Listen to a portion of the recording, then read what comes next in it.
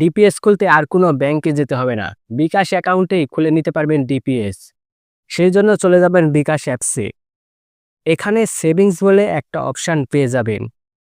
সরাসরি সেভিংসের ভেতরে প্রবেশ করবেন। তারপর নতুন সেভিংস খুলুনে ট্যাপ করবেন। এখানে ডিপিএস মুনাফা ভিত্তিক নাকি ইসলামিক ডিপিএস শরিয়াত ভিত্তিক অ্যাকাউন্ট খুলবেন তা সিলেক্ট করবেন। মুনাফা ভিত্তিক ডিপিএস খুললে সরাসরি মুনাফা অর্জন করবেন, আর ইসলামিক ডিপিএস খুললে শরিয়াত ভিত্তিক মুনাফা অর্জন করবেন। আমি মুনাফা ভিত্তিক ডিপিএসই সিলেক্ট করলাম। এখানে ধরন বেছে নিলে সাপ্তাহিক নাকি মাসিক টাকা জমা করবেন তা সিলেক্ট করবেন। তারপর মেয়াদে কত মাস নাকি কত বছরের জন্য ডিপিএস খুলবেন তা সিলেক্ট করবেন। তারপর জমার পরিমাণ, আপনি কত টাকা করে জমা দিবেন তা সিলেক্ট করবেন। আমি আপনাদেরকে দেখানোর জন্য 500 টাকা সিলেক্ট করলাম। তারপর এগিয়ে জানে ট্যাপ করবেন। ভিডিওটি যদি ভালো লাগে তাহলে অবশ্যই লাইক করবেন, আর আমার চ্যানেলে প্রথম হলে অবশ্যই চ্যানেলটাকে সাবস্ক্রাইব করে দিবেন, কারণ আমার চ্যানেলের ভিডিওগুলো আপনাদের দৈনন্দিন জীবনে কোনো না কোনো কাজে অবশ্যই আসবে।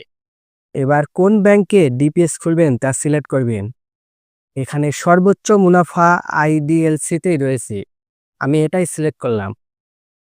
তারপর নতুন নমিনি যোগ করুনে ট্যাপ করে নমিনির নাম্বার দিয়ে দেবেন। তারপর পরের ধাপে যেতে ট্যাপ করুনে ট্যাপ করবেন। তারপর নমিনির এনআইডি কার্ডের নাম্বার, জন্ম তারিখ এবং নমিনির সাথে আপনার সম্পর্ক বেছে নেবেন।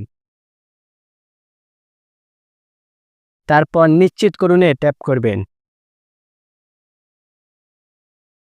তারপর আপনার কত টাকা জমা হবে, মোট মুনাফা এবং ডিপিএস ভাঙার তারিখ এখান থেকে দেখতে পারবেন। তারপর অটো টাকা কেটে নেওয়ার দিন এখান থেকে সিলেক্ট করতে পারবেন। তারপর এগিয়ে জানে ট্যাপ করবেন। তারপর এখানে পিন দিয়ে চেপে ধরলে তৈরি হয়ে যাবে আপনার ডিপিএস অ্যাকাউন্ট। আমি ডিপিএস খুলতে চাই না, তাই ব্যাকে চলে আসলাম। ভিডিওটি যদি ভালো লাগে তাহলে অবশ্যই লাইক করবে।